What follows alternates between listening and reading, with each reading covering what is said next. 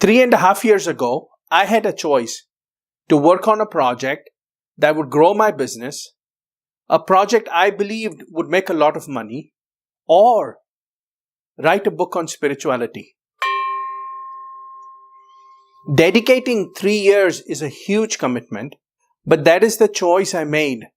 A very important decision of my life. I'll share with you why. I realized I could make a lot of money, but when it is time for my body to end, all that money would be of no use. I could have $100 billion in the bank, but when it was time for the body to end, none of it would matter.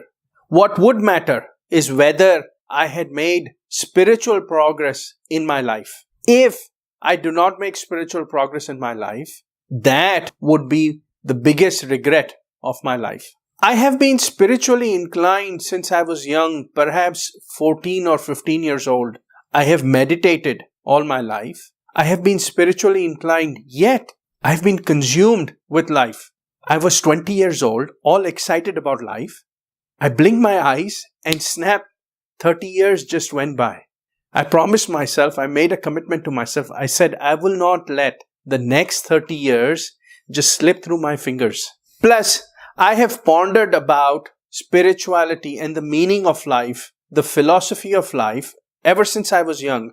I realized I have an obligation to share my thinking, to share this greatest knowledge. No greater knowledge on earth exists because this knowledge is about the ultimate purpose of your and my life.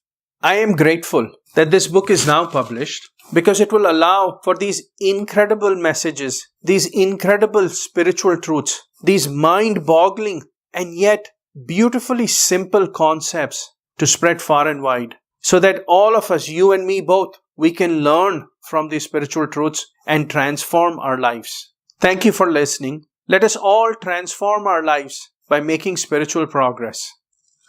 I, the soul, honor you, the soul. At your core, you are peace. Be who you are. Be peace. Be peace.